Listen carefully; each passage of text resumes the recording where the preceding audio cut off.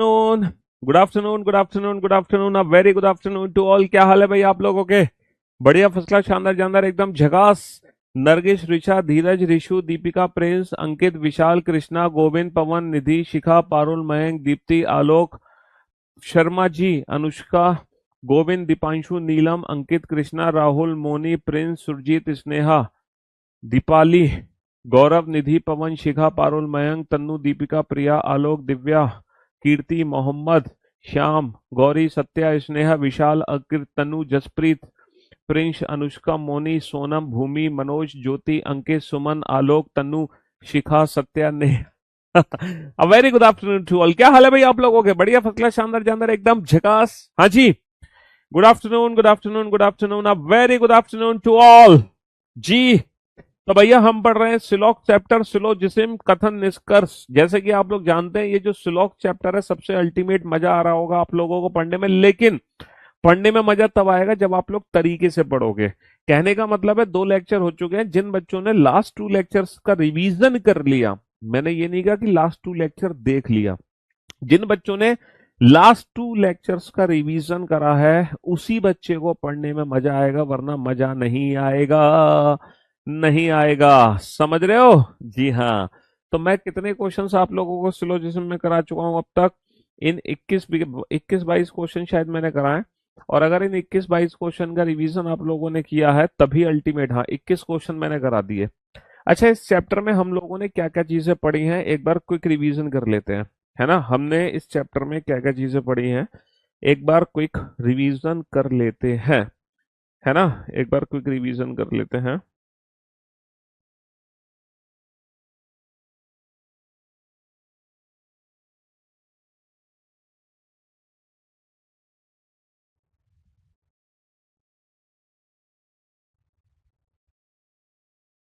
हाँ जी, हमने क्या क्या चीजें पढ़ी हैं, एक बार क्विक रिवीजन कर लेते हैं।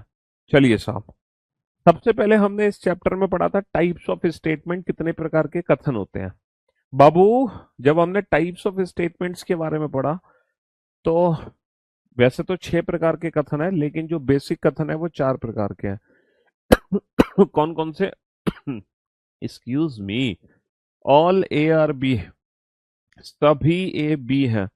दूसरा जो स्टेटमेंट हमने पढ़ा, इसी की नेगेटिव फॉर्म थी, नो ए इज बी, कोई भी ए बी नहीं है, कोई भी ए बी नहीं है। तीसरा जो हमने स्टेटमेंट पढ़ा, वो था सम ए आर बी, यानी कि कुछ ए बी है। और जो चौथा हमने स्टेटमेंट पढ़ा, वो था सम ए आर नॉट बी, कुछ ए बी नहीं है। ये 4 प्रकार के कथन हमने पढ़े हैं। There are 4 types of statements. ये 4 प्रकार के कथन हमने पढ़े हैं। सबसे पहले तो हमने बताया है कि इन स्टेटमेंट को पॉजिटिव नेगेटिव की फॉर्म में कैसे, है ना, कैसे। सर जी, आपका अनाउंसमेंट कल का सुन के मजा आ गया। दिल्ली पुलिस के लिए फ्री ऑफ कॉस्ट प्रैक्टिस आप लोगों के लिए। हाँ जी। सबसे पहले टाइप्स ऑफ स्टेटमेंट्स के बारे में मैं आपको बताना चाहूंगा कि ये पॉजिटिव स्टेटमेंट है, ये नेगेटिव है, ये पॉजिटिव है, नेगेटिव है। दुनिया का कोई ऐसा बच्चा है जिसको ये पहचानने में दिक्कत है कि पॉजिटिव कैसे है, नेगेटिव कैसे है? दुनिया का कोई ऐसा बच्चा जिसको ये दिक्कत हो, पॉजिटिव नेगेटिव को पहचानने में? कोई बच्चा नहीं है। फिर हमने सेंटेंसेस को ना 150 की फॉर्म में डिवाइड करना सीखा। 150 की फॉर्म में बेटा, ऑल, ऑल का मतलब सभी, सभी का मतलब 100। नो इसी की नेगेटिव फॉर्म है, यानी कि 100। सम यानी कि कुछ, कुछ का मतलब 50। सम यानी कि कुछ, कुछ का मतलब 50। अच्छा, पॉजिटिव सेंटेंस में जो ऑब्जेक्ट होता है, उसकी जो वैल्यू होती है वो 50 होती है। नेगेटिव सेंटेंस में जो ऑब्जेक्ट होता है, उसकी जो वैल्यू होती है वो 100 होती है।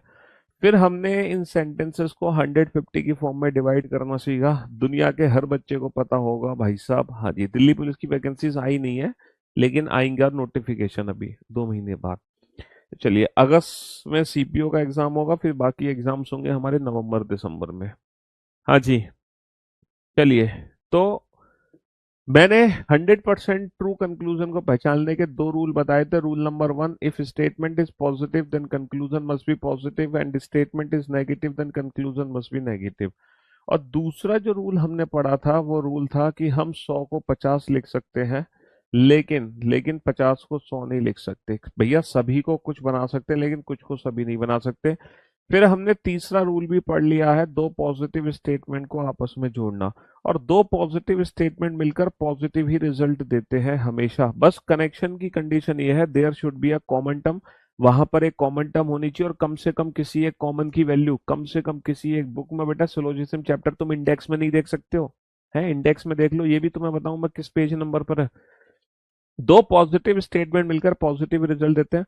अच्छा, दो से ज्यादा स्टेटमेंट भी हम आपस में जोड़ सकते हैं, हम तीन स्टेटमेंट भी जोड़ सकते हैं, चार भी जोड़ सकते हैं, लेकिन सारे अगर पॉजिटिव है तो रिजल्ट पॉजिटिव। और बेटा पॉजिटिव और नेगेटिव को जब आपस में जोड़ेंगे तो रिजल्ट हमारा बनेगा नेगेटिव। और और पांचवा जो कनेक्शन है वो है दो नेगेटिव का आपस में। हमेशा याद रखना, दो नेगेटिव अगर कभी भी जोड़ने की कोशिश करोगे तो वो आपस में कभी नहीं जुड़ सकते। There is no relation between two negative sentences को हम कभी भी आपस में नहीं जोड़ सकते। दो नकारात्मक वाक्य जुड़कर कभी भी कोई भी रिजल्ट नहीं दे सकते। दो नकारात्मक वाक्य को कभी भी नहीं जोड़ सकते हैं, टू नेगेटिव स्टेटमेंट मिलकर कभी भी नहीं जुड़ सकता, उनमें हमेशा नो रिलेशन ही रहेगा।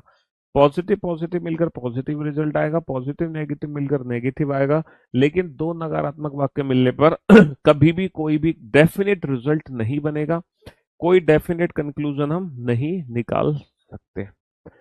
हाँ जी, चलिए साहब, जल्दी से पढ़ो, ध्यान से पढ़ो इस चीज को। ये अभी तक मैंने जो भी कुछ पढ़ाया उसका रिवीजन है, और मुझे उम्मीद है कि क्वेश्चन नंबर 21 तक सब कुछ आपका रिवाइज हो गया होगा। अभी तो बेटा हम कनेक्शंस ही पढ़ रहे हैं, है ना, क्या पढ़ रहे हैं, कनेक्शंस पढ़ रहे हैं, कनेक्शंस।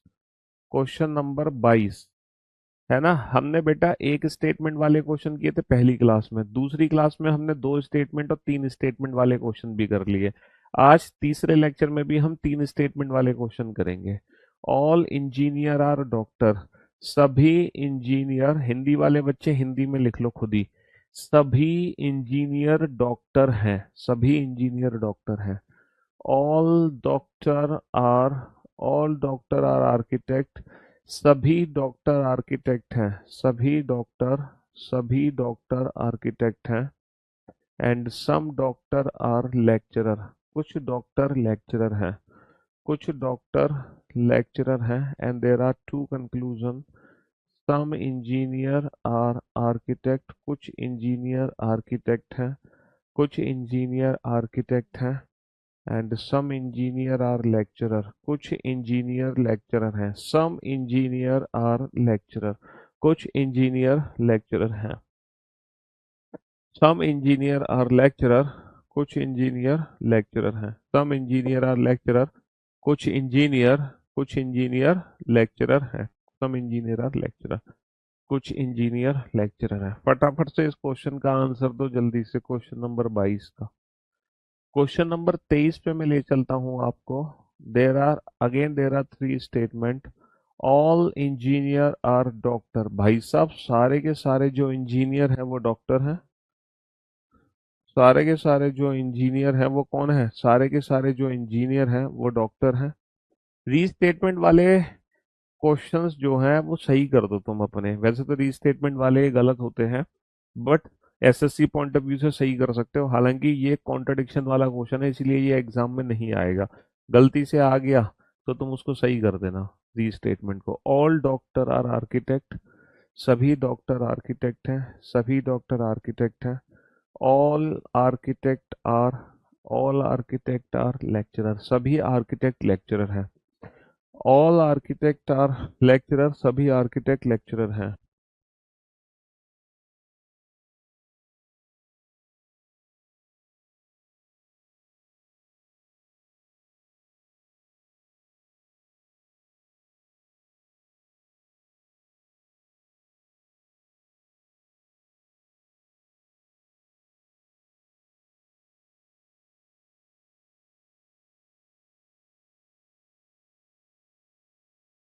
हाँ जी, हिंदी में लिख लो भैया, हिंदी में लिखने में क्या दिक्कत आ रही है, हिंदी में लिखने में क्या दिक्कत आ रही है, इंजीनियर डॉक्टर को क्या परेशानी है। आ जाओ भैया, आ जाओ। नमस्कार नमस्कार। अरे अरे, बस बस बस, नमस्कार भाई। आ जाओ यहाँ, आ जाओ साइड में। नाम? नाम ऋतिक आनंद। हम्म। ऋतिक आनंद। ऋतिक आनंद। एक, कहाँ से आए हो? झांसी से? जी जी हाँ जी तो मतलब क्या ट्रेन से आ रहे हो कैसे? सर, ट्रेन से अभी डायरेक्ट यहीं सीधा करियर बिल? हाँ जी बिल्कुल। और सिलेक्शन किस में लिया पहले तो ये बताओ। सर मेरा सेक्शन हुआ है और ये मिनिस्ट्री ऑफ फाइनेंस में CGA में। Ministry of finance, CGA. हाँ जी। सीएचएसएल ना? हाँ जी देखो ये, अब देखो बच्चे तो खुद ही लिखना शुरू कर देते हैं, कॉन्ग्रेचुलेशन। उनको पता है कि अगर सर के पास कोई बच्चे स्टूडेंट पहुंचे हैं तो वो सिलेक्शन के बाद ही पहुंचे होंगे। और क्लास में हम बोलते हैं कि यहाँ आके अगर मिलना है तो सिलेक्शन लो और बिल्कुल मिला मुलाकात करो हमसे। है तो ये ऋतिक आनंद है जो झांसी से आए हुए हैं और इन्होंने सिलेक्शन लिया है ministry of finance, CGA. Okay. आपका नाम? मेरा नाम हितेश है। हितेश। आप कहाँ से आए हो? सर मैं दिल्ली से हूँ। अच्छा, दिल्ली से ही हो। दिल्ली में कहाँ रहते हो? सर करोल बाग। करोल बाग में रहते हो। अच्छा, करोल बाग का तो मार्केट बड़ा फेमस है। हाँ सर। चलो, तो आपने कौन सी पोस्ट पर सिलेक्शन लिया है? सर मेरा minister home affairs intelligence bureau. Ministry of home affairs intelligence bureau, बड़ी अच्छी पोस्ट है यार, बढ़िया बढ़िया। तो आप एक एक करके आप दोनों के बारे में जानेंगे। तो सबसे पहले आप बताओ कि ये कौन सा अटेम्प्ट था आपका? है ना, बच्चों को मतलब दो चार चीजें, काम काम की जो बच्चों की चीजें होती है ना, जो बच्चे एक्चुअली जानना चाह रहे होते हैं, पहले तो वो जानना चाह रहे होते हैं कि जो बच्चे सिलेक्शन लेकर आ रहे हैं वो उन्हीं की भीड़ में से निकले या भगवान ने इनको अलग कैटेगरी से बना रखा है। क्योंकि बच्चों के मन में डाउट होता है कि शायद मेरा तो कभी सिलेक्शन होगा कि नहीं होगा, मैं जहाँ पढ़ रहा हूँ वो प्लेटफॉर्म सही है कि नहीं सही। तो थोड़ा सा अपने बारे में बताओ, पहले तो अपनी ग्रेजुएशन और करियर बिल से कैसे जुड़े, और कितनी तैयारी करी, और कितने अटेम्प्ट में सिलेक्शन लिया। सर, मैंने ग्रेजुएशन की सर। पकड़ लो इसको,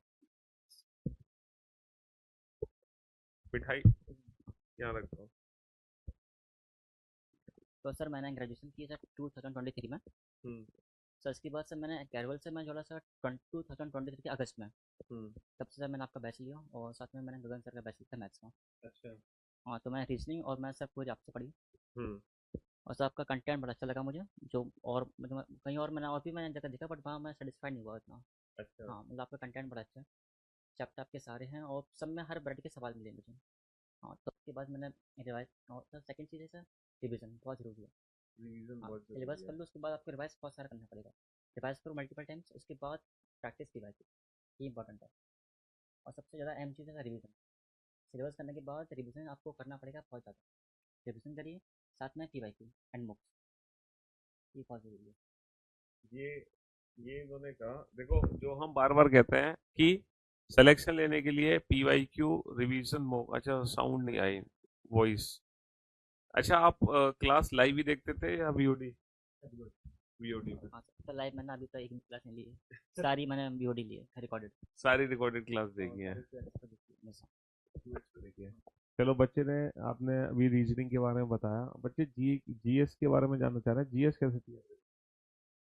सर जी बहुत फास्ट है, इसका कोई मतलब सर्टेन नहीं है कि अगर मैं वो ये बोल दूँ कि मैंने यहाँ से करी तो आप भी वहाँ से कर लूँ, फिक्स नहीं है। क्योंकि अगर मैंने कहीं से करी भी है और सवाल वो क्वेश्चन वही आते हैं तो ये अच्छा है। बट अगर मैं बहुत सारा कर भी लूँ और सवाल वो नहीं आते तो फिर ये बेकार है। मतलब आपको GS के लिए सर बहुत ज़्यादा करना पड़ेगा। मतलब सोर्सेज आपको एक सर्टेन सोर्स चाहिए, उसके बाद उसका मल्टीपल टाइम रिवीजन, ये बहुत ज़रूरी है।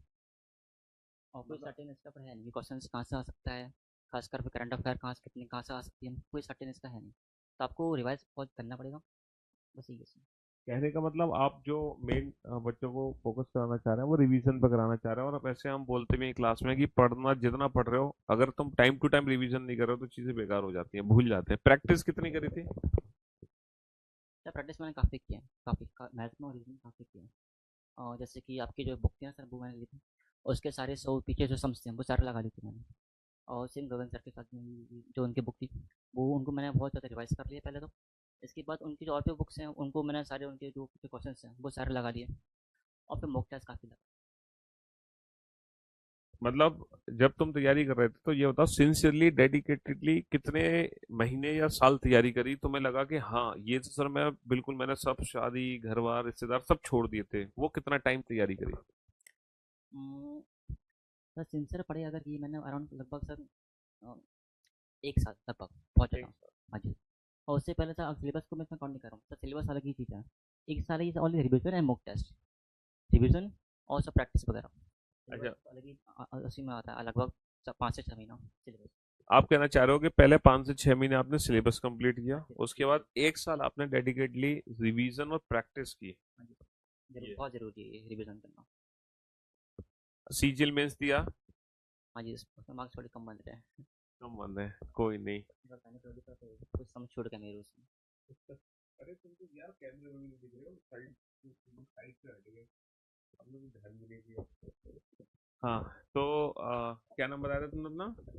रितेश। सर जी पे हितेश, हितेश। तो चलो भाई हितेश, आप दिल्ली से हो, तो कुछ बताओ आप हितेश अपने बारे में, कैसे जर्नी करी, जो सवाल इनसे पूछे मैंने वो सारे सवालों के जवाब दो। थोड़ा तेज बोलना। सर मेरी जो ग्रेजुएशन ऊपर ऊपर। सर मेरी जो ग्रेजुएशन थी वो 2022 में ही कंप्लीट हो गई थी। एक सेकंड पकड़ना, मैं थोड़ी साउंड बढ़ा दूं।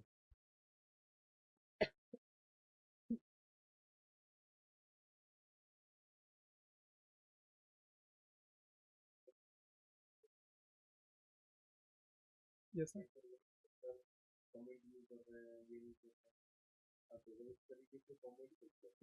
हाँ सर, पढ़ाएंगे। Yes sir. यस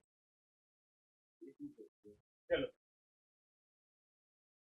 आप बताओ। सर, मेरी ग्रेजुएशन 2002 में मिड में यानी सितंबर में कंप्लीट हुई थी। हाँ, थोड़ा ऊपर कर लो। उसके बाद सर मैंने 2023 से मतलब अपना अप्रॉक्सीमेटली अप्रैल से मैंने स्टार्टिंग करी थी। हम्म, स्टार्टिंग में सर मैंने बैचलर थे इंग्लिश के एंड अपने मैथ की, हम्म, बस दो जगह पर सर थे, गोपाल में सर पढ़े थे। हम्म, उसके बाद सर जब मेरा इंग्लिश का थोड़ा बहुत 50% कोर्स कंप्लीट हो गया, फिर मैं रीजनिंग कर लिया था सर आपका ही, हम्म। और आपसे ही पढ़ा हूँ सर मैं। जैसे आप जैसे लाइन बोलते हो कि reasoning without pen and paper, बस यही चीज़ होती है सर कि बस पेपर में भी ऐसे क्वेश्चन बन जाते थे, मॉक टेस्ट में भी ऐसे बन जाते थे, जैसे आपसे पढ़े स्टूडेंट में। इस वजह से ये बेनिफिट मुझे बहुत मिला सर आपसे पढ़कर, ये क्वेश्चन बहुत जल्दी बन जाते थे। ये था सर। अब अगर प्रैक्टिस सर, आपको रिवीजन इंपॉर्टेंट है कि रिवीजन की वजह से सिलेक्शन इंपॉर्टेंट हम्म, है। रिवीजन नहीं होगी तो सिलेक्शन में बहुत दिक्कत है। हम्म। बाकी सर रिवीजन करो अच्छे से, मॉक टेस्ट लगाओ, बस यही है। कॉन्सेप्ट को लर्न करो, कॉन्सेप्ट भूल गए तो फिर रिवीजन की कॉन्सेप्ट जरूरी है। तो आज तुम दोनों यहाँ पर खड़े हो सिलेक्शन लेने के बाद मेरे साथ खड़े हो, और ये सारे बच्चे वो हैं जो भी इस भीड़ का पार्ट है, तैयारी कर रहे हैं। कैसा महसूस हो रहा है तुम दोनों को? टाइम था सर, एक टाइम था जब हम भी इसी पे थे। हाँ, आगे भी आकर सर ये बच्चे भी आएंगे सर एक दिन। ये भी ये भी आएंगे। आएंगे। ये बात कही कि ये बच्चे भी एक दिन यहाँ आएंगे। वॉइस में बड़ी दिक्कत होती है इनको। जीएस का बताओ, तुमने जीएस कैसे तैयार करी थी? सर जीएस में सर मैंने सर पीवाईक्यू मैं मोस्टली कर रहे थे, पीवाईक्यू हम्म, सॉल्व करें। अच्छा। पीवाईक्यू ही इंपॉर्टेंट होते हैं सर इसलिए हम्म, बस पीवाईक्यू सॉल्व करे सर मैंने, बाकी हम्म, और थोड़ी बहुत बुक्स हो गई उनसे रिवीजन करी है। अच्छा। ये सर। चलो, तो भैया ये दोनों बच्चे हैं और जो सिलेक्शन लेकर आए हुए हैं, और मैं हर बार बोलता हूँ, हर बार यही है रियल मोटिवेशन। रियल मोटिवेशन तो सिर्फ 2 मिनट का होता है। एक वीडियो देखी, जोश चढ़ गया, गाना सुन लिया, है ठुकरा के मेरा प्यार मेरा इंतकाम देखेगी, तो वो जो गाने की जो आग होती है ना, वो सुबह तक ठंडी हो जाती है। लेकिन ये जो बच्चे आपके सामने ना सिलेक्शन लेने के बाद जो खड़े हैं, इनकी जो चेहरे तुम्हारे दिमाग में प्रिंट हो गए, ये आग ठंडी नहीं होती जब तक तुम सिलेक्शन नहीं ले लेते। तो इसलिए कहते हैं भी रियल मोटिवेशन होता है अपने खुद के मार्क्स अच्छे, है ना? घर में ये कौन सी सरकारी नौकरी है? सर मेरी पहली है। पहली सरकारी नौकरी है आपके घर में? हाँ आपके जी। भाई बहन? नहीं सर, उनकी मेरी 2 बहनें हैं और उनकी मैरिड हो चुकी है, शादी हो चुकी है, और मतलब मैं ही हूँ अभी पहला जिसकी गवर्नमेंट जॉब लगी है। पिताजी क्या करते हैं? सर पिताजी सर हार्ड वर्कर हैं, सब वो मार्बल के सही काम करते हैं। पिताजी मार्बल और उनका घिसाई का काम करते हैं, यानी कि तुम अपने मिडिल क्लास फैमिली से काम करते हैं। सारे मिडिल क्लास फैमिली से। मेरी एक वीडियो देखी होगी, काफी वायरल भी वीडियो है, कि एसएससी बना ही उन बच्चों के लिए है जो एवरेज बिलो एवरेज बच्चे हैं, हाँ जी सर, सही बात है ना? बाकी सरकारी नौकरी भाई जो अच्छे खासे खानदान से है, रईसों के खानदान से है, उसको सरकारी नौकरी लेने की क्या जरूरत है, ये बताओ? है। हैं? अब सही बात है। अंबानी का बेटा कोई सीजीएल की तैयारी थोड़ी करेगा, हाँ, उन्हें जरूरत ही नहीं है सर। जरूरत नहीं है।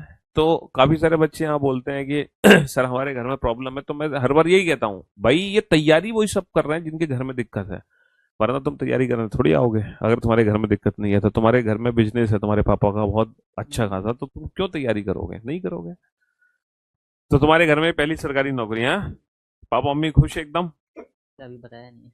अभी बताया नहीं है पापा मम्मी को? तो ज्वाइनिंग तक का वेट कर रहा हूँ, ज्वाइनिंग लेटर आ जाए तब बताऊँ तो अच्छा रहेगा थोड़ा।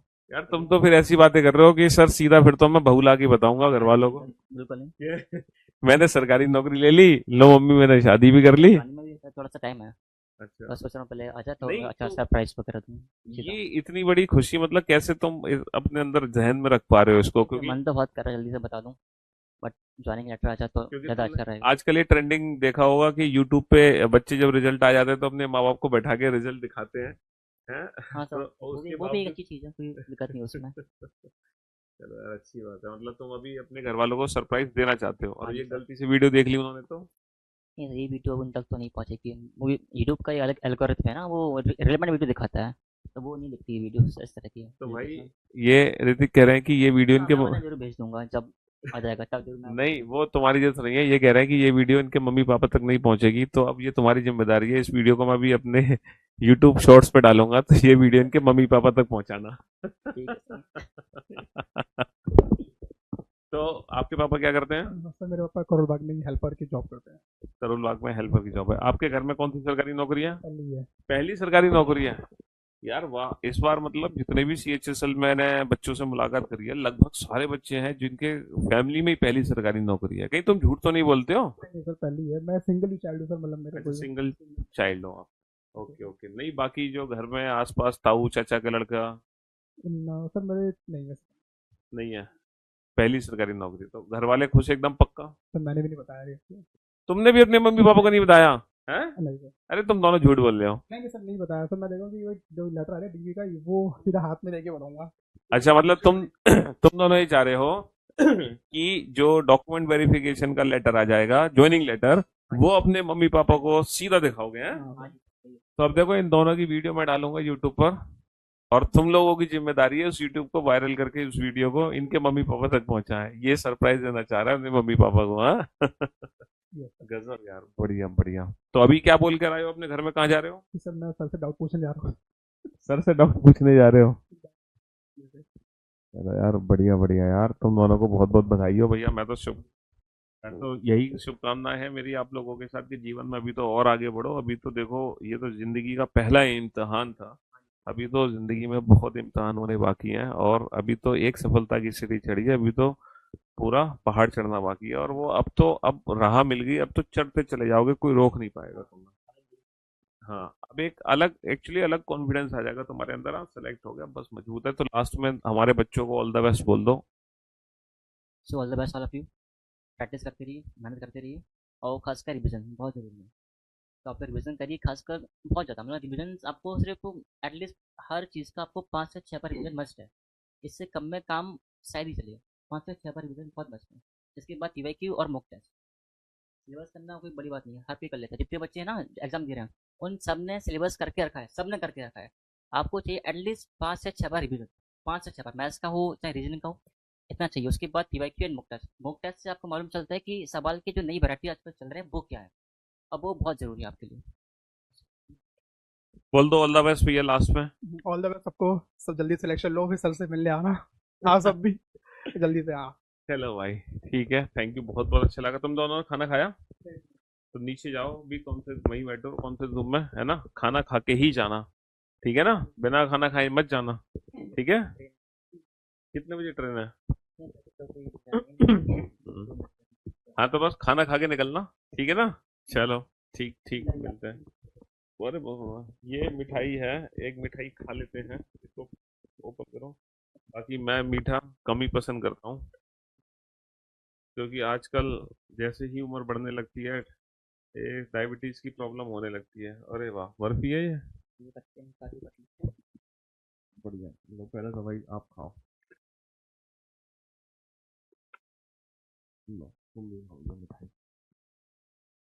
और ये हमारे आने वाले बच्चों के लिए, ठीक है? ले जाओ नीचे दे देना मोहित को, है ना? और खाना खा के ही जाना तुम दोनों,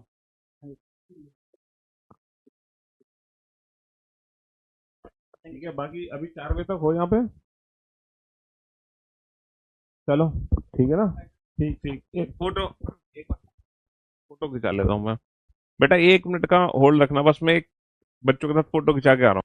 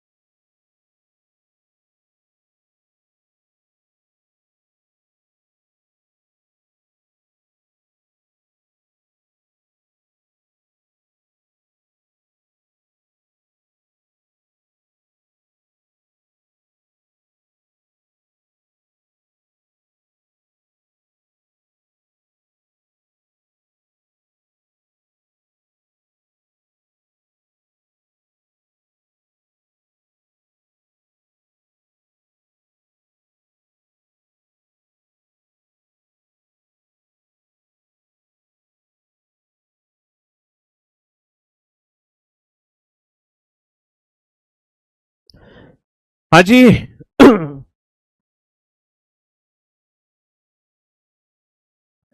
तो भैया ये आपका हो गया मोटिवेशन का पार्ट, और ये मोटिवेशन का पार्ट जरूरी है।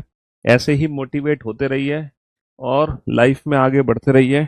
एक्चुअल में असली जो मोटिवेशन होता है ना, असली जो मोटिवेशन होता है वो यही होता है, असली मोटिवेशन। चलिए साहब, तो मेरे भाइयों, मेरे जिगर के टुकड़ों, अब आते हैं दोबारा से अपने लौटकर क्वेश्चन पर। एक बच्चे ने कहा सर क्वेश्चन को हिंदी में लिख देना। चलो मैं इस क्वेश्चन को हिंदी में लिखता हूँ, क्वेश्चन नंबर 22 को। क्वेश्चन नंबर 22 की हिंदी है, देयर आर 3 स्टेटमेंट। यहाँ पर 3 कथन है। पहला जो कथन है वो है सभी, पहला जो कथन है वो है सभी इंजीनियर, सभी इंजीनियर डॉक्टर हैं, सभी इंजीनियर डॉक्टर हैं। दूसरा जो कथन है वो है सभी डॉक्टर, सभी डॉक्टर, सभी डॉक्टर आर्किटेक्ट हैं, सभी डॉक्टर आर्किटेक्ट हैं, सभी डॉक्टर आर्किटेक्ट हैं। ठीक है। और तीसरा जो कथन है वो है कुछ, कुछ डॉक्टर, कुछ डॉक्टर, कुछ डॉक्टर लेक्चरर हैं, कुछ डॉक्टर लेक्चरर है, लेक्चरर है। पता नहीं ये मैंने सही लिखा है कि नहीं लिखा, अपने आप करेक्ट कर लेना। यहाँ पे तुम्हारे दो निष्कर्ष बनते हैं, यहाँ पे तुम्हारे दो निष्कर्ष बनते हैं। पहला निष्कर्ष बनता है कुछ, कुछ इंजीनियर, कुछ इंजीनियर आर्किटेक्ट हैं। दूसरा जो निष्कर्ष बनता है वो है कुछ इंजीनियर, कुछ इंजीनियर लेक्चरर हैं। समझ रहे हो, ये दो निष्कर्ष बनते हैं। जल्दी से बताओ। री स्टेटमेंट वाला मतलब ये है, जैसे कि ये स्टेटमेंट है ऑल इंजीनियर आर डॉक्टर, यही मैंने कंक्लूजन में लिख दिया ऑल इंजीनियर आर डॉक्टर, है ना। ये जो स्टेटमेंट है ना ऑल इंजीनियर आर डॉक्टर, यही मैंने, यही स्टेटमेंट उठा के मैंने कंक्लूजन में लिख दिया। दिस इज कॉल्ड री स्टेटमेंट, दिस इज कॉल्ड री स्टेटमेंट, इसको हम री स्टेटमेंट कहते हैं। तो वैसे तो बेटा अगर हम है ना कॉन्सेप्चुअली बात करें, या फिर हम बात करें बेटा, है ना, तो ये जो रीस्टेटमेंट होता है ना, रीस्टेटमेंट गलत होता है। क्यों गलत होता है? क्योंकि conclusion must be different from statement. Conclusion as it is कथन नहीं हो सकता। मान लो आपको कोई कथन दिया गया, आपसे कहा जाए निष्कर्ष निकालो, और तुम उसी कथन को अपने निष्कर्ष में रिपीट कर दो। याद है बचपन में हम क्वेश्चन आंसर पैसेज से आंसर निकालते थे, तो जब किसी पैसेज से आंसर पूछते हैं तो ऐसा थोड़ी है कि पूरी पैसेज ही लिख देते हैं आंसर में, नहीं लिखते ना। Conclusion must be different from statement, conclusion statement से अलग ही होना चाहिए। लेकिन एक आध बार एसएससी में रीस्टेटमेंट पूछा गया है तो वहां पे ये सही माना गया है, एसएससी पॉइंट ऑफ व्यू से सही कर सकते हो। तो इसलिए इसमें ना कॉन्ट्रडिक्शन होता है कि एक्चुअल में ये सही माने कि गलत माने। तो वैसे जो कॉन्ट्रडिक्शन वाला पोर्शन है वो कभी भी, अब पहले तो एग्जाम में पूछा जाता था कॉन्ट्रडिक्शन वाला पोर्शन, लेकिन पिछले 2-3 सालों से अब थोड़े से ना हम लोग स्मार्ट हो गए। अब जो भी कॉन्ट्रडिक्शन वाले क्वेश्चन है वो एग्जाम में नहीं पूछे जाते हैं। क्यों नहीं पूछे जाते? क्योंकि अब आरटीआई लग जाती है, फिर बच्चे ना कोर्ट में केस भी कर देते हैं, रिजल्ट होल्ड हो जाता है, तो बहुत सारी समस्याओं को चलते मद्देनजर चलते अब ये जितने भी कॉन्ट्रडिक्शन वाला पोर्शन है वो हमारे एग्जाम में नहीं पूछा जाता। इसीलिए रीस्टेटमेंट हमारे एग्जाम में क्वेश्चन पूछा नहीं जाएगा। लेकिन मैं फिर से कह रहा हूं, अगर गलती से क्वेश्चन आ जाता है तो क्वेश्चन छोड़ना नहीं है, उस कंक्लूजन को तुम सही कर देना। चलिए साहब, तो यहाँ पर आपके दो निष्कर्ष हैं, यहाँ पर आपके दो निष्कर्ष हैं। सम इंजीनियर आर आर्किटेक्ट, कुछ इंजीनियर आर्किटेक्ट है। टेस्ट वाले सेक्शन में सिर्फ क्लॉक का ही टेस्ट दिख रहा है, मैंने बोला था ना, तो मैं सुनाई नहीं दिया था। टेस्ट वाले सेक्शन में सिर्फ क्लॉक का ही टेस्ट डलेगा, क्योंकि मैंने क्लॉक चैप्टर से ही टेस्ट अपलोड करवाने शुरू किए। मैंने बताया तो था आपको, क्लॉक चैप्टर पहला जो टेस्ट है आपका वो क्लॉक चैप्टर ही है। अब आगे से मैं सारे टेस्ट अपलोड करवाऊंगा एक एक करके। पुराने जो टॉपिक्स हुए उन सबको भूल जाओ, जो टेस्ट अपलोड होंगे वो अब नए सिरे से अपलोड होंगे, नए सिरे से। जब ये नए सिरे से सारे टेस्ट अपलोड हो जाएंगे फिर रिसाइकिल मोड में पुराने टेस्ट अपलोड होंगे, है ना। पुराने टेस्ट बाद में अपलोड करवाऊंगा मैं, फिलहाल हम नए नए टेस्ट अपलोड करेंगे सिर्फ। Some engineer are architect, some engineer are architect and some engineer are some engineer are lecturer. Solve करो, इन दोनों क्वेश्चन को सॉल्व करो बेटा। 150 से पॉसिबिलिटी भी सॉल्व करेंगे बेटा, बट हैव सम पेशेंस। उसके लिए धैर्य रखना पड़ेगा, क्योंकि अभी हम पॉसिबिलिटीज पे नहीं पहुंचे हैं। अभी तो हम 100% ट्रू कंक्लूजन को ही पहचानना सीख रहे हैं। जब हम 100% ट्रू कंक्लूजन को पहचानना सीख लेंगे, उसके बाद हम पॉसिबिलिटीज भी सीखेंगे, है ना। उसके बाद हम पॉसिबिलिटीज भी पढ़ेंगे जाके, बिल्कुल पढ़ेंगे, पॉसिबिलिटीज क्यों नहीं पढ़ेंगे, है ना।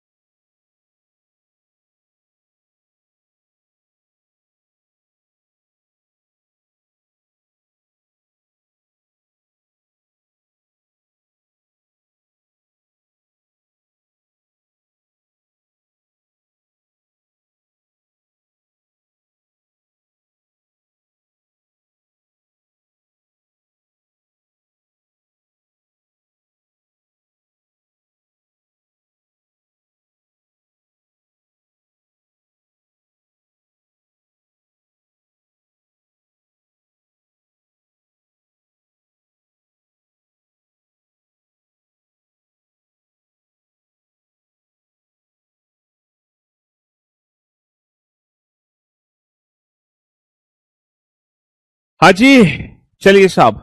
बेटा, इंजीनियर और आर्किटेक्ट के लिए मुझे किस किस कथन की आवश्यकता है ये बताओ। सर, इंजीनियर और आर्किटेक्ट के लिए, इंजीनियर और आर्किटेक्ट के लिए मुझे पहले और दूसरे कथन की जरूरत है। इंजीनियर और आर्किटेक्ट के लिए मुझे पहले और दूसरे कथन की जरूरत है। डॉक्टर से डॉक्टर कट गया, तो all engineer are architect, all engineer are architect. Engineer और आर्किटेक्ट के लिए मुझे पहले और दूसरे कथन की जरूरत है ना। डॉक्टर से डॉक्टर कट गया, ऑल इंजीनियर आर आर्किटेक्ट, तो सम इंजीनियर आर आर्किटेक्ट भी बिल्कुल सही है।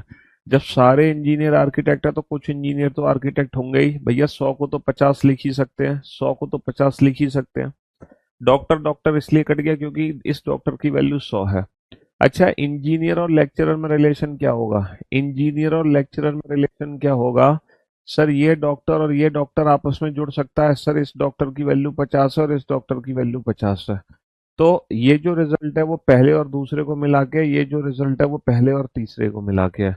क्या मैं इंजीनियर और लेक्चरर को आपस में जोड़ सकता हूँ? सर, ये दोनों डॉक्टर की वैल्यू 50 है, दोनों डॉक्टर आपस में नहीं जुड़ सकते। इसका मतलब इंजीनियर और लेक्चरर के बीच में कोई भी रिलेशन नहीं है।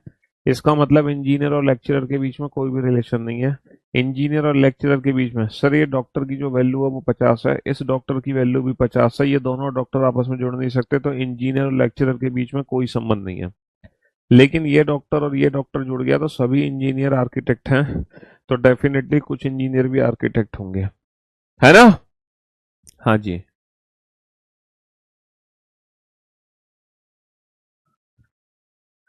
अब आप लोग बोर्ड पे ध्यान देना और ध्यान से सुनने और समझने की कोशिश करना। इस वाले क्वेश्चन को देखो, इस वाले क्वेश्चन को। सभी इंजीनियर आर्किटेक्ट हैं, सभी इंजीनियर आर्किटेक्ट हैं, है ना। सभी इंजीनियर आर्किटेक्ट हैं। इंजीनियर और आर्किटेक्ट की अगर मैं बात करता हूँ, इंजीनियर और आर्किटेक्ट की अगर मैं बात करता हूँ, इंजीनियर और आर्किटेक्ट की अगर मैं बात करता हूँ, तो डॉक्टर से डॉक्टर कट गया। इंजीनियर और आर्किटेक्ट की अगर मैं बात करता हूँ तो डॉक्टर से डॉक्टर कट गया। डॉक्टर से डॉक्टर कट गया ना, बिल्कुल कट गया। इसका मतलब ये है, डॉक्टर से डॉक्टर अगर कट गया तो इंजीनियर और आर्किटेक्ट के बीच में डेफिनेटली रिजल्ट बनेगा, ऑल इंजीनियर आर आर्किटेक्ट। तो हम सम इंजीनियर आर आर्किटेक्ट भी पढ़ सकते हैं, सम इंजीनियर आर्किटेक्ट भी पढ़ सकते हैं। लेकिन बेटा, इंजीनियर और लेक्चरर के बीच में रिलेशन है? सर, डायरेक्ट रिलेशन तो नहीं है, लेकिन डॉक्टर से डॉक्टर कट गया, आर्किटेक्ट से आर्किटेक्ट कट गया। देखो, यहाँ पर इंजीनियर और लेक्चरर ना डायरेक्ट जुड़ रहे थे, लेकिन ये दोनों सेंटेंस ना डायरेक्ट जुड़ नहीं पा रहे थे। अब ये मत सोचना पहले डॉक्टर से डॉक्टर जोड़ लो फिर डॉक्टर से डॉक्टर जोड़ लो, ऐसा नहीं होता। अगर तुम डॉक्टर से डॉक्टर जोड़ोगे तो फिर आर्किटेक्ट से आर्किटेक्ट जोड़ना पड़ेगा। तो इंजीनियर लेक्चरर के लिए दोनों कथन बेटा डायरेक्टली जुड़ेंगे क्योंकि दोनों में डायरेक्ट कॉमन टर्म है, लेकिन यहाँ पर डायरेक्ट कॉमन टर्म नहीं है, इसलिए ये जुड़ेंगे दूसरे की मदद से। पहले डॉक्टर से डॉक्टर जुड़ेगा, फिर आर्किटेक्ट से आर्किटेक्ट जुड़ेगा, तो यहाँ पर रिलेशन बन गया। यहाँ पर रिलेशन नहीं बना, यहाँ पर रिलेशन बन गया। हाँ जी, तो इन दोनों क्वेश्चन में डिफरेंस समझ लो। यहाँ पर ये दो कथन आपस में जुड़े हैं डायरेक्टली, यहाँ पे तीन कथन जुड़े हुए हैं, यहाँ पे तीन कथन जुड़े हुए हैं। तो मैं उम्मीद करता हूं आप लोगों को बेटा दो या दो से ज्यादा कथन जोड़ने आ गए। आप लोगों को दो या दो से ज्यादा कथन जोड़ने आ चुके हैं। There are two statements, all all all A are B, सभी ए बी है, सभी ए बी है, नो बी इज सी, कोई भी बी सी नहीं है, कोई भी बी सी नहीं है, सभी ए बी है, सभी ए बी है, सभी ए बी है, कोई भी बी सी नहीं है, कोई भी बी सी नहीं है, कोई भी बी सी नहीं है। कितने क्वेश्चन कर लिए हमने? 23। तो 24वें क्वेश्चन पे पहुंचते हैं। 24वें क्वेश्चन के बाद हमारे पास दो कंक्लूजन है। पहला जो निष्कर्ष है वो है some B are not A, कुछ बी ए नहीं है। दूसरा है some C are B, some C are B. पहला जो निष्कर्ष है वो है कुछ बी ए नहीं है, कुछ बी ए नहीं है।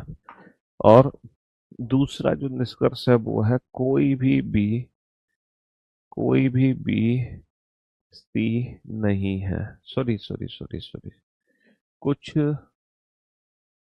सी बी है, कुछ सी बी है। क्वेश्चन नंबर 25 है, क्वेश्चन नंबर 25 है, क्वेश्चन नंबर 25। फिर से दो कंक्लूजन है, some B are A and are some C are not B. फिर से दो निष्कर्ष है, कुछ बी ए है, कुछ बी ए है, और कुछ सी बी नहीं है, कुछ सी बी नहीं है। Question number 26 and there are four conclusion. No A is C, कोई भी ए सी नहीं है। नो सी इज ए, कोई भी सी ए नहीं है। सम ए आर नॉट सी, कुछ ए सी नहीं है। Some C are not A, कुछ सी ए नहीं है। कोई ए सी नहीं है, कोई सी ए नहीं है, कुछ ए सी नहीं है, और कुछ सी ए नहीं है। हाँ जी, चलिए साहब।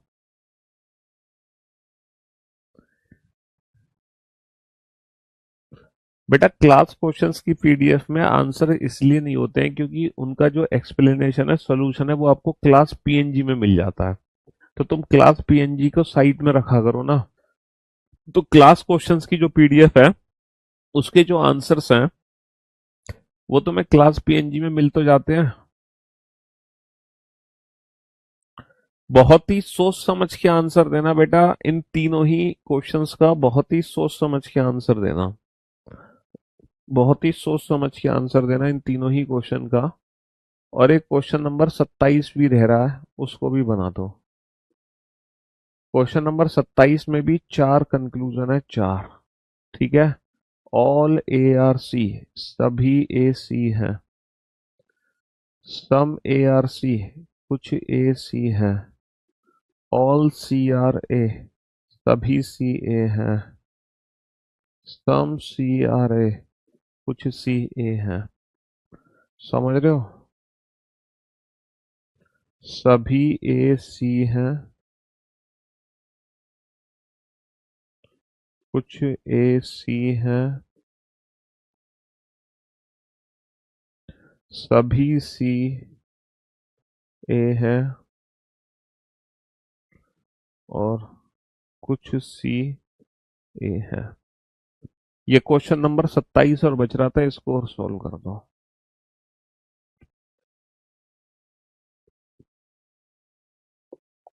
अच्छा, सिलॉक्स में मैं कहूंगा आप लोगों से कि तुम अलग से भले ही, है ना, जो मैं क्लास क्वेश्चंस कराऊंगा ना आपको, जब मैं पूरा चैप्टर खत्म कर दूंगा, पूरा चैप्टर खत्म करने के बाद जो भी मेरे क्लास क्वेश्चन होंगे, चाहे वो 50 क्वेश्चन हो, चाहे वो 100 क्वेश्चन हो, मतलब जितने भी क्वेश्चन मैं क्लास में कराऊंगा ना, तो मैं उन क्लास क्वेश्चंस का ना कम से कम 3 बार सॉल्व कर लेना उनको, कम से कम 3 बार। जब सिलॉक्स चैप्टर पूरा खत्म हो जाए, पूरा खत्म होने के बाद जब मैं क्लास क्वेश्चंस की पीडीएफ अपडेट करवाऊंगा, नहीं, इसमें सिलॉक्स में क्लास क्वेश्चन की पीडीएफ अपडेट नहीं होगी, क्योंकि सारे क्वेश्चन में लिख रहा हूँ, तो आप लोगों को क्लास पीएनजी से ही ये क्वेश्चन रिवीजन करने पड़ेंगे। तो तुम क्लास पीएनजी से ही जब तुम इन सारे क्वेश्चंस का रिवीजन करोगे, समझ रहे हो, तो कम से कम 3-3 बार प्रैक्टिस करना हर क्वेश्चन को, कम से कम 3-3 बार। अगर तुम सिलॉक्स को चाह रहे हो कि तुम एग्जाम में 2 सेकंड में सॉल्व कर दो, 4 सेकंड में सॉल्व कर दो, विद इन 10 सेकंड सॉल्व कर दो, अगर तुम चाह रहे हो विदाउट पेन एंड पेपर, तो तुम्हें मेरे तरीके से ही सिलॉक्स चैप्टर को प्रैक्टिस करना पड़ेगा। अपने तरीके से सिलॉक्स चैप्टर को प्रैक्टिस नहीं कर सकते तुम, मेरे तरीके से ही प्रैक्टिस करना पड़ेगा।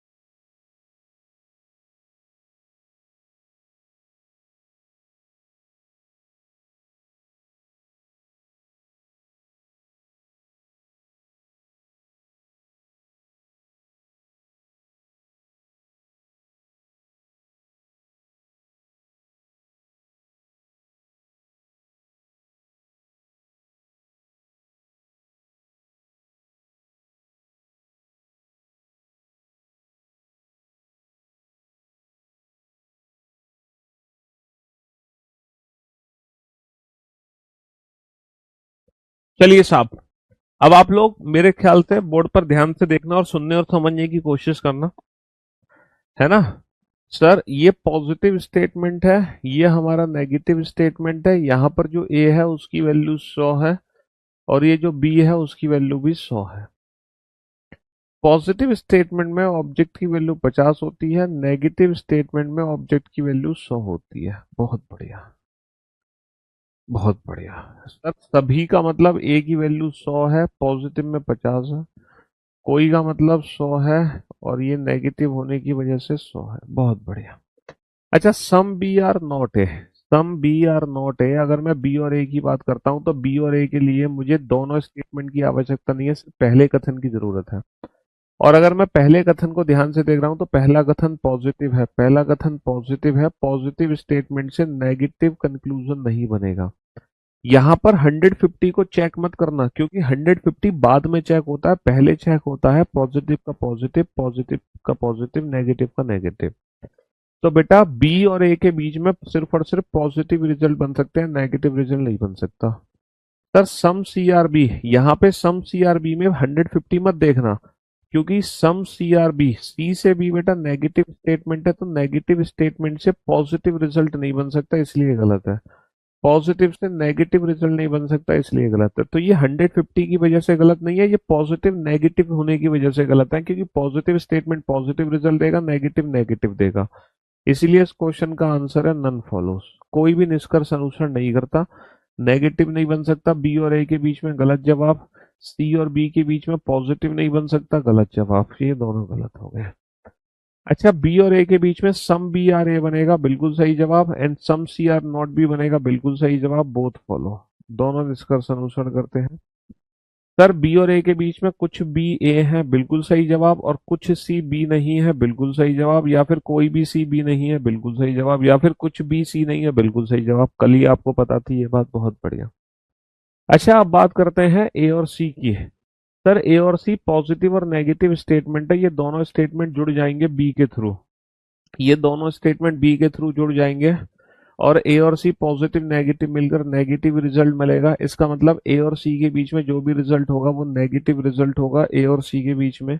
ए और सी के बीच में कभी भी पॉजिटिव रिजल्ट नहीं आ सकता, ए और सी के बीच में कभी भी पॉजिटिव रिजल्ट नहीं आ सकता, यानी कि नन फॉलोस। ए और सी के बीच में कभी भी पॉजिटिव रिजल्ट नहीं आ सकता, यानी कि नन फॉलोस। जो भी रिजल्ट होगा नेगेटिव होगा। सर ए की वैल्यू भी 100 है, सी की वैल्यू भी 100 है, और इनके बीच में नेगेटिव बनाना है, तो सारे नेगेटिव सही होंगे। पूछो क्यों, 150 देखना ही नहीं है, अरे 100 को 100 लिखा होगा या 100 को 50। तो no A is C, no C is A, some A are not C, some C are not A, चारों नेगेटिव सही है, चारों नेगेटिव सही है, चारों नेगेटिव सही है, चारों नेगेटिव सही है। हाँ जी।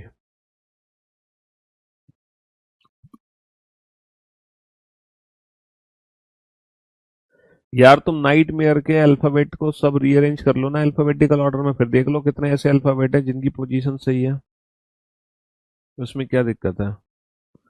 मीनिंगफुल वर्ड बना लो बेटा, फोर्थ मीनिंगफुल वर्ड बना लो, इंग्लिश वोकैब का क्वेश्चन है मीनिंगफुल वर्ड का।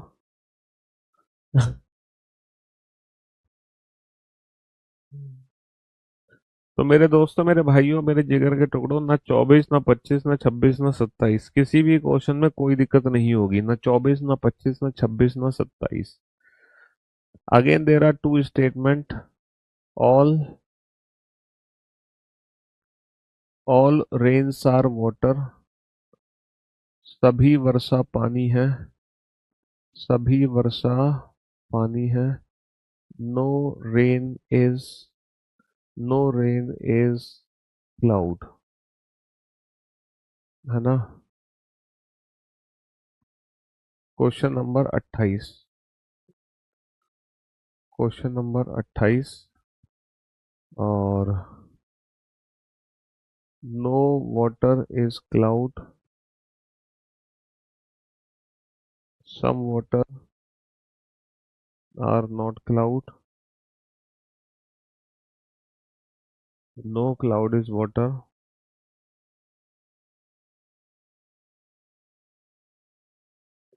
सम क्लाउड आर वाटर। सभी रेन वाटर है, कोई रेन क्लाउड नहीं है। चार निष्कर्ष हैं, कोई वाटर क्लाउड नहीं है।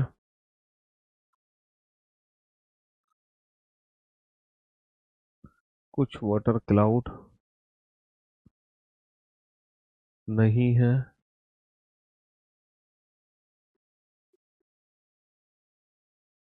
कोई क्लाउड वाटर नहीं है। कुछ क्लाउड वाटर नहीं है। हाँ जी।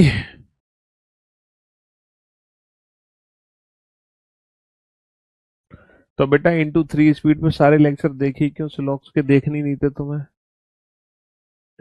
सिलॉक्स चैप्टर थोड़ा पेशेंस का चैप्टर है। इस चैप्टर को आराम आराम से पढ़ना है। और जब भी कोई पढ़ना है तो पुराने टॉपिक का मतलब पुराने लेक्चर का रिवीजन करना है। बहुत ही इंटरेस्टिंग चैप्टर है ये, लेकिन आराम आराम से। इस चैप्टर को हड़बड़ाहट जल्दबाजी में खत्म ही नहीं करना। ये चैप्टर हड़बड़ाहट और जल्दबाजी का है ही नहीं। अगर तुम जल्दबाजी में खत्म करोगे तो इस चैप्टर को कभी समझ नहीं पाओगे। ये चैप्टर तो प्यार से पढ़ने का है, प्यार से खत्म करने का है। यहाँ पे हड़बड़ाहट और घबराहट बिल्कुल भी नहीं होनी चाहिए। हड़बड़ाहट और घबराहट बिल्कुल भी नहीं होनी चाहिए। पॉजिटिव और नेगेटिव। रेन ऑल, ऑल का मतलब 100। वाटर पॉजिटिव में ऑब्जेक्ट की वैल्यू, नो का मतलब 100, नेगेटिव में 100। चलिए साहब, सभी का मतलब 100, पॉजिटिव 50, कोई का मतलब 100, नेगेटिव 100। पॉजिटिव नेगेटिव अगर जोड़ोगे तो नेगेटिव रिजल्ट बनेगा, मिलकर नेगेटिव बनेगा। बाकी इंडिविजुअल तो ये पॉजिटिव रिजल्ट देगा। रेन और वाटर के बीच में जो भी कंक्लूजन होगा पॉजिटिव। रेन और क्लाउड के बीच में, रेन और क्लाउड के बीच में जो भी रिजल्ट होगा वो नेगेटिव। लेकिन अगर मैं रेन और रेन को जोड़ दूं तो वाटर और क्लाउड के बीच में जो भी रिजल्ट होगा नेगेटिव। अगर मैं रेन और रेन को जोड़ दूं तो वाटर और क्लाउड के बीच में जो भी रिजल्ट होगा वो नेगेटिव होगा। तो बताओ वाटर और क्लाउड के बीच में कितने नेगेटिव रिजल्ट बनेंगे? ये सारे नेगेटिव हैं। वाटर और क्लाउड के बीच में कितने? नो वाटर इज क्लाउड का मतलब है दोनों की value 100। Some water are not cloud का मतलब है वाटर 50 बट क्लाउड 100, नेगेटिव में object 100। No cloud is water का मतलब है दोनों की वैल्यू यहाँ पे 100 हो गई। सम क्लाउड आर नॉट वाटर का मतलब है क्लाउड की वैल्यू 50 लेकिन वाटर की वैल्यू 100, नेगेटिव में ऑब्जेक्ट की वैल्यू 100। कोई वाटर क्लाउड नहीं है, दोनों की वैल्यू 100। कुछ का मतलब ये 50 है बट नेगेटिव की वजह से 100। कोई का मतलब 100, नेगेटिव की वजह से 100। कुछ का मतलब 50 है, नेगेटिव की वजह से ऑब्जेक्ट की वैल्यू 100 है। हाँ जी। नेगेटिव ये चारों हैं। अब चारों नेगेटिव हैं तो इसमें 150 हमें देखना ही पड़ेगा। क्लाउड को हिंदी में कहते हैं बादल। कोई भी वर्षा बादल नहीं है, सभी वर्षा पानी है।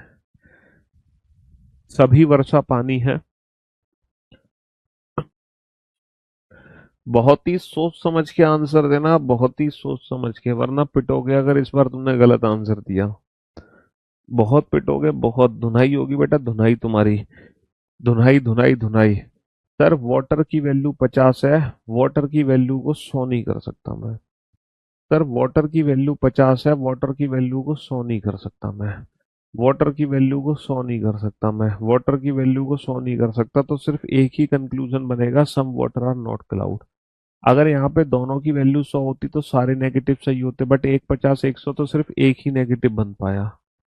समझ रहे हो? दोनों की वैल्यू 50 होती तो कोई भी नेगेटिव नहीं बन पाता। वाटर 50 है, वाटर की वैल्यू 100 नहीं हो सकती, वाटर की वैल्यू 100 नहीं हो सकती, बात खत्म। Only second follows, only second follows. अगर यहाँ पे दोनों की वैल्यू 100 होती तो वाटर क्लाउड के बीच में सारे नेगेटिव सही हो जाते। दोनों की वैल्यू 50 होती तो वाटर क्लाउड के बीच में कोई भी नेगेटिव बनता ही नहीं।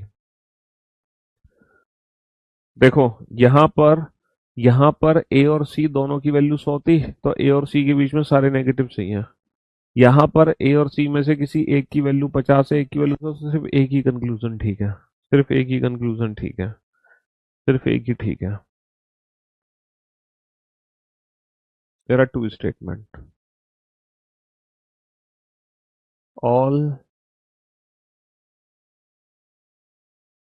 अच्छा, तुम ए और सी को जोड़ रहे थे ना? चलो, ए और सी को जोड़ेंगे।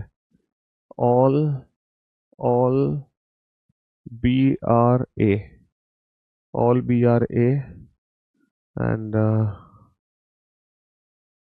some B are uh-huh. Some C are not B.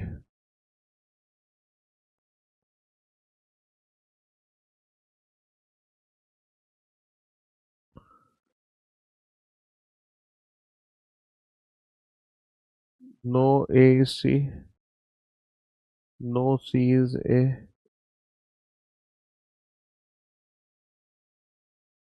Some A are not C.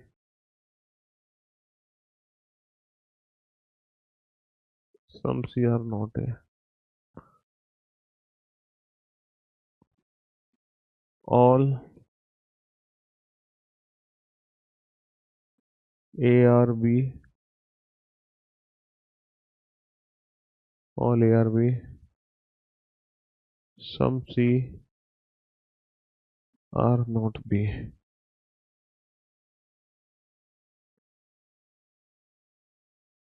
No A is C. No C is A.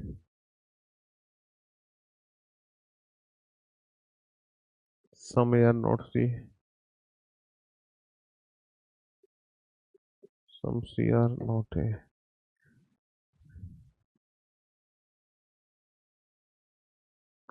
All A are B. No C is B.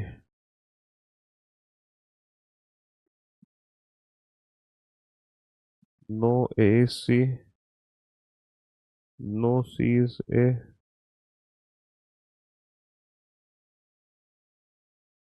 Some A are not C.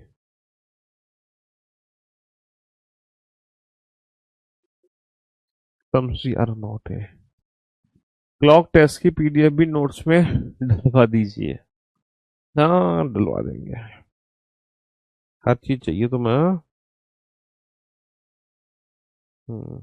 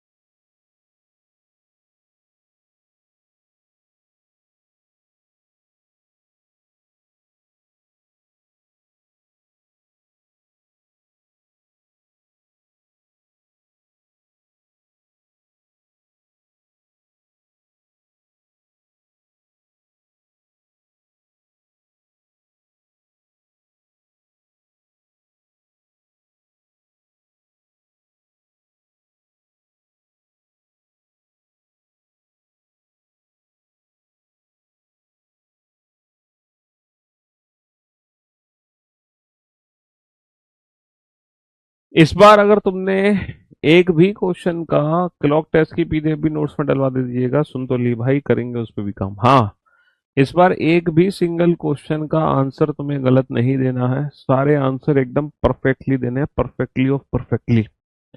कहीं भी गड़बड़ नहीं होनी चाहिए, क्योंकि ये आपके सारे डाउट दूर कर देगा, पॉजिटिव और नेगेटिव के सारे डाउट्स। है ना, बी की वैल्यू 100 है, ए की वैल्यू 50 है, सी की वैल्यू 50 है, लेकिन यहाँ पर ये जो बी है ना, इसकी जो वैल्यू है वो 100 है, 100, क्योंकि ये नेगेटिव है। रिजल्ट बनाना है ए और सी के बीच में, डेफिनेटली सर बी और बी जुड़ गया, तो बेटा जो भी रिजल्ट बनेगा ए और सी के बीच में नेगेटिव बनेगा। लेकिन यहाँ दोनों ए और सी की वैल्यू 50 है, तो मुझे नहीं लगता ए और सी के बीच में कोई भी नेगेटिव बन सकता है। क्यों?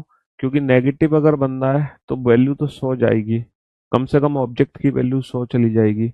लेकिन यहाँ पे इसकी वैल्यू 100 नहीं है, इसकी वैल्यू 100 नहीं है, तो बेटा सी की वैल्यू 100 नहीं है इसलिए गलत, ए की वैल्यू 100 नहीं है इसलिए गलत, सी की वैल्यू 100 नहीं है इसलिए गलत। नेगेटिव सेंटेंस में ऑब्जेक्ट की जो वैल्यू होती है वो 100 होती है, ऊपर ना ए ना सी किसी की वैल्यू 100 नहीं है, इसीलिए कोई भी रिजल्ट, कनेक्शन बन गया बट कनेक्शन बनने के बाद रिजल्ट नहीं बन पाया।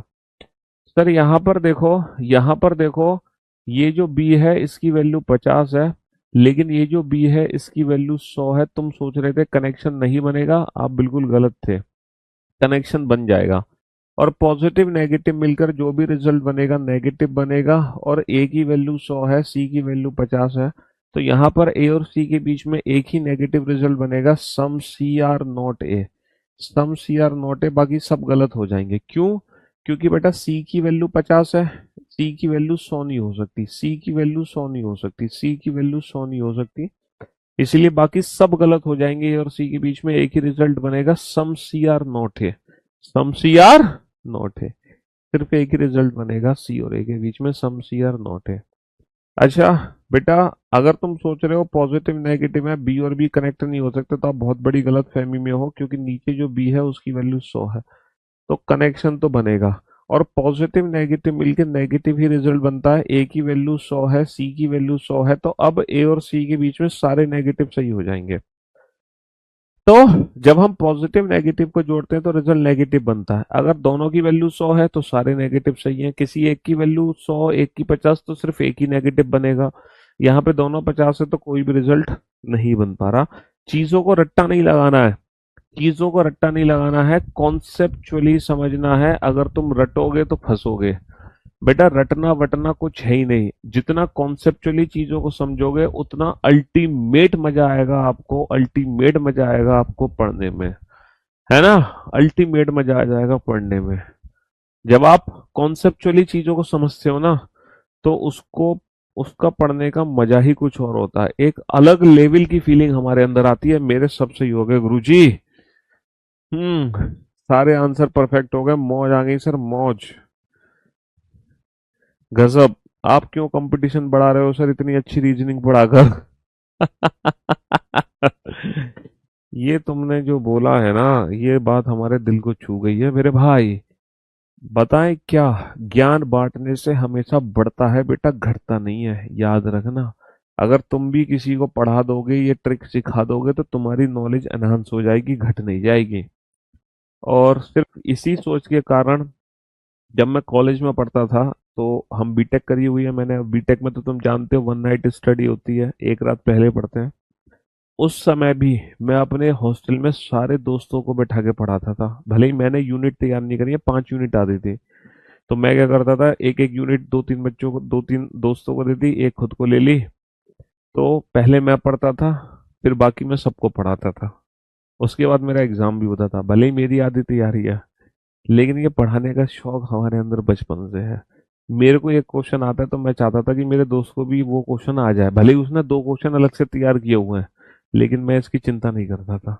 मैं, जितनी भी मेरी नॉलेज है, मैं, ठीक है। हाँ जी, आपको पता है सबसे पहले यूट्यूब पर रीजनिंग का कोर्स किसका आया था? सबसे पहले यूट्यूब पर रीजनिंग किसने पढ़ानी शुरू करी थी, किसके लेक्चर आए थे सबसे पहले यूट्यूब पर रीजनिंग के? मेरा पेन ड्राइव कोर्स था मेरा, ठीक है। मैं इकलौता टीचर था, ठीक है, जिसका यूट्यूब पर इकलौता रीजनिंग का टीचर था जिसने यूट्यूब पे अपना पूरा कोर्स दे दिया था। मेरा रीजनिंग का सिलेबस आता था, पेन ड्राइव कोर्स में मिलता था बच्चों को। मैंने क्लासेस रिकॉर्ड करी थी 2016 17 17 की, 2017 18 की बात है। तो उससे पहले रीजनिंग का कंटेंट यूट्यूब पे था ही नहीं। तो पूरा पेन ड्राइव कोर्स मेरे यूट्यूब पर था। तो टीचर्स कहते थे कि सर आपने अपना पूरा रीजनिंग का कोर्स यूट्यूब पे डाल दिया, अब आपसे बच्चे पढ़ेंगे कहाँ। मैंने कहा आप इसी गलत फहमी के शिकार में हो, क्योंकि ज्ञान बांटने से बढ़ता है, घटता नहीं है। और बस उस दिन का दिन है और आज का दिन है, हमने कभी पीछे मुड़ के देखा ही नहीं है। One and only one channel है पूरे यूट्यूब पर रीजनिंग का, जिसके 10 लाख से ज्यादा सब्सक्राइबर हैं।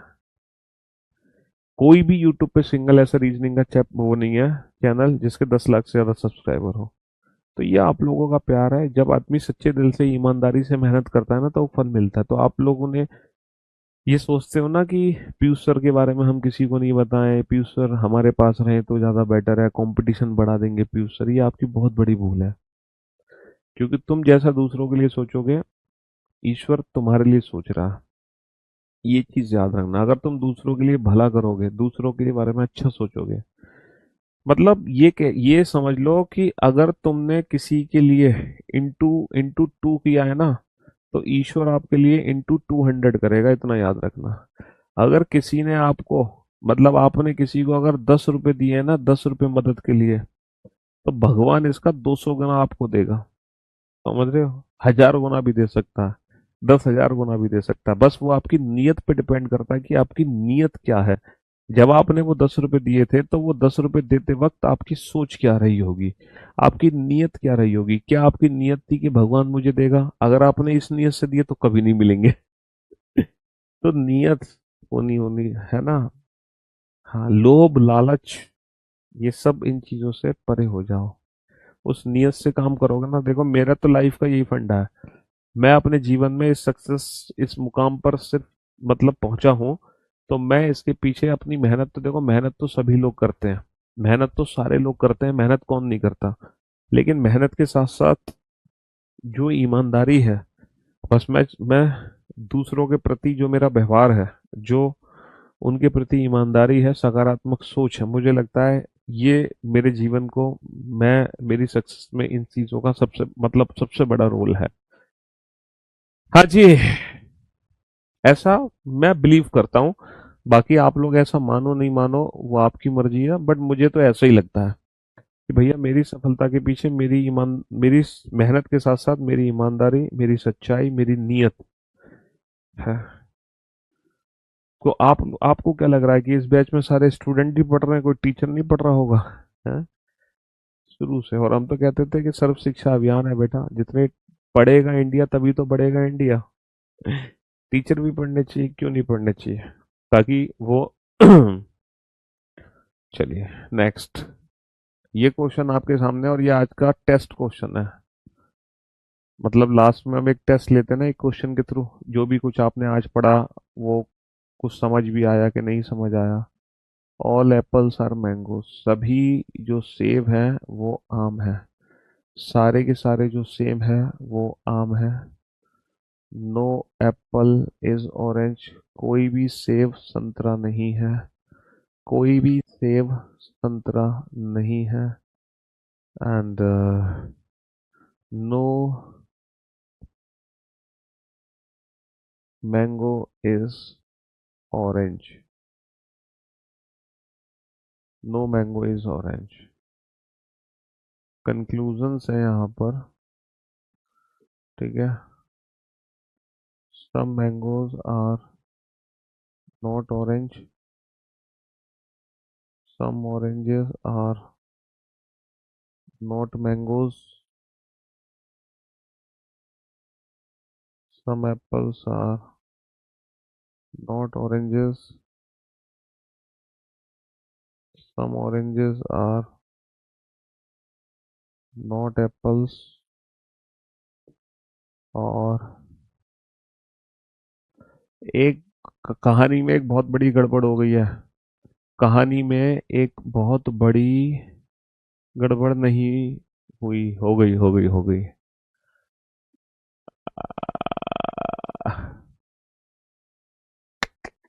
क्वेश्चन गलत हो गया, रुको भाई, क्वेश्चन गलत हो गया है। All apples are mangoes, no apple is orange. Question गलत हो गया हमसे, माफ करिएगा जनाब, माफ करिएगा जनाब, क्वेश्चन गलत हो गया है हमसे।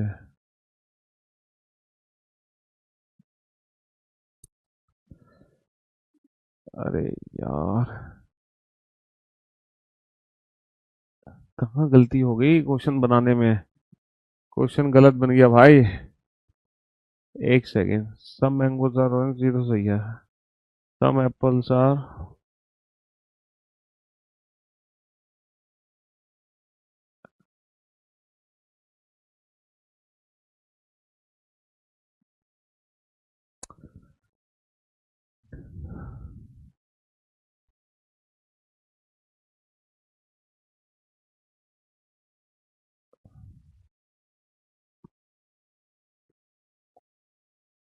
हाँ,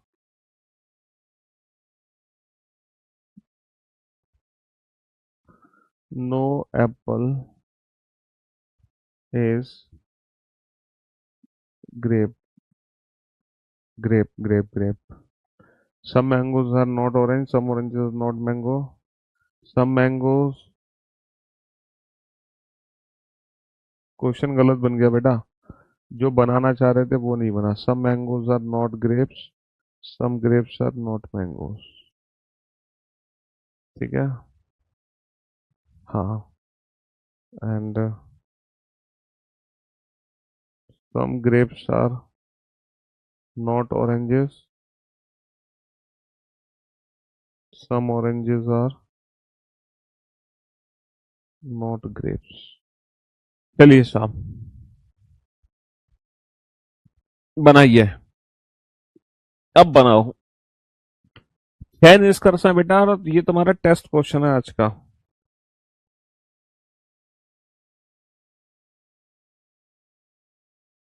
ये तुम्हारा टेस्ट क्वेश्चन है, टेस्ट। जो भी कुछ आपने आज पढ़ा उसका टेस्ट।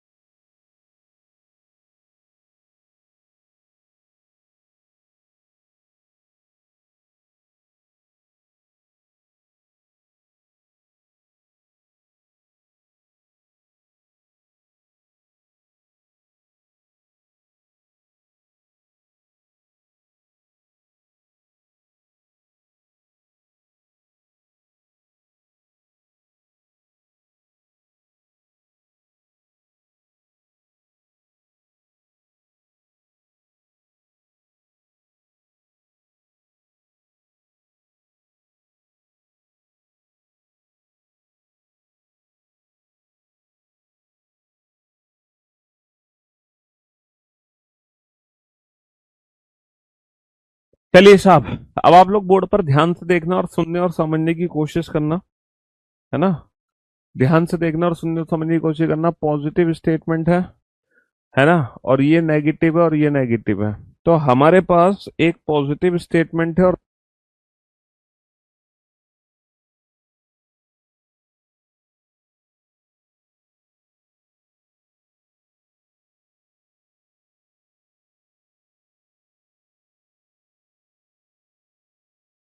हाँ जी, तो मेरे दोस्तों, मेरे भाइयों, मेरे जिगर के टुकड़ों, यहां पर एक पॉजिटिव स्टेटमेंट है और दो नेगेटिव स्टेटमेंट है। ये मैंगो और ऑरेंज के बीच में रिजल्ट कैसे बनेगा? सर, मैंगो और ऑरेंज के लिए दोनों एप्पल जोड़ने पड़ेंगे, पॉजिटिव नेगेटिव मिलकर नेगेटिव रिजल्ट बनेगा। यहाँ पे मैंगो 50 है, ऑरेंज 100 है, तो एक ही रिजल्ट बनेगा, some mangoes are not orange, some mangoes are not orange. तो ये दोनों जो रिजल्ट बने हैं वो पहले दूसरे के कॉम्बिनेशन से बने हैं। सर, मैंगो और ग्रेप के बीच में क्या रिजल्ट बनेगा? अगर मैं मैंगो और ग्रेप की बात करता हूँ, पहले तीसरे को जोड़ता हूँ तो ग्रेप की वैल्यू 100 है, एप्पल से एप्पल कट गया। तो अगेन बेटा पहले तीसरे को मिलाकर भी एक ही रिजल्ट बनेगा, some mangoes are not grape, some mangoes are not grape, ये कट गया। अब बात करते हैं ग्रेप और ऑरेंज के बीच में क्या रिजल्ट बनेगा, ग्रेप और ऑरेंज। तो सर सेकंड और थर्ड को आपस में जोड़ने पे क्या रिजल्ट बनेगा, सेकंड और थर्ड को आपस में जोड़ने पे क्या रिजल्ट बनेगा। सर अगर मैं सेकंड और थर्ड को आपस में जोड़ता हूँ तो ये दोनों नेगेटिव स्टेटमेंट है, कॉमन से कॉमन तो जुड़ गया, लेकिन दो नेगेटिव स्टेटमेंट है और मैंने आपको बताया था दो नेगेटिव स्टेटमेंट मिलकर कभी कोई रिजल्ट नहीं देते, देयर इज नो रिलेशन। दो नेगेटिव स्टेटमेंट को हम कभी जोड़ ही नहीं सकते, दो नेगेटिव स्टेटमेंट को हम कभी जोड़ ही नहीं सकते, दो नेगेटिव स्टेटमेंट को मिलाकर कभी कोई डेफिनेट रिजल्ट नहीं दिया जा सकता, दो नेगेटिव स्टेटमेंट को हम कभी नहीं जोड़ सकते। तो मुझे लगता है कि सारे कनेक्शंस आप लोगों को पता चल चुके हैं अच्छे से। कुल कितने क्वेश्चन कर लिए हमने, 31 32 क्वेश्चन कर लिए, 32 क्वेश्चन कर लिए। तो कल जब आप लेक्चर अटेंड करोगे तो क्या करोगे, इन 32 क्वेश्चन का रिवीजन करके आना। सर क्वेश्चन नंबर 18 फिर से बता दीजिएगा, question number 18, question number 18, question number 18 as a teacher वाला क्वेश्चन था वो। देखो ऑल स्टूडेंट्स आर हीरो, ये दो रिजल्ट देंगे, some students are hero, some hero are student. अच्छा ऑल गर्ल्स आर स्टूडेंट भी दो रिजल्ट देंगे, some girls are student, some students are girls. और इन दोनों को जोड़ दो, स्टूडेंट से स्टूडेंट कट गया, तो गर्ल्स और हीरो के बीच में तीन रिजल्ट होंगे, कौन कौन से, all girls are hero, some girls are hero and some hero are girls. तो दो यहाँ से दो यहाँ से, दोनों को मिलाकर तीन, तो कितने हो गए, दो और दो चार और तीन सात, तो टोटल सात निष्कर्ष हो गए हमारे, वो सातों निष्कर्ष मैंने लिख दिए।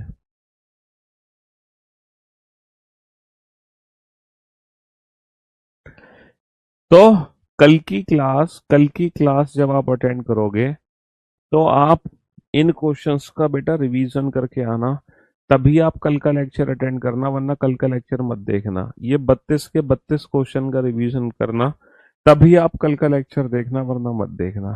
ठीक है, हाँ जी। 32वें क्वेश्चन में दिक्कत ही क्या है, तुम्हें कनेक्शंस बनाने, पहले दूसरे को जोड़ना है, पहले तीसरे को और दूसरे तीसरे। दो नेगेटिव स्टेटमेंट मिलकर कभी कोई डेफिनेट रिजल्ट नहीं देते, दो नेगेटिव स्टेटमेंट मिलकर कभी कोई डेफिनेट रिजल्ट नहीं देते हैं। तो ग्रेप्स और ऑरेंज को हम आपस में जोड़ ही नहीं सकते क्योंकि दोनों नकारात्मक वाक्य हैं, इनसे कभी कोई डेफिनेट रिजल्ट बन ही नहीं सकता। समझ रहे हो जी, हाँ।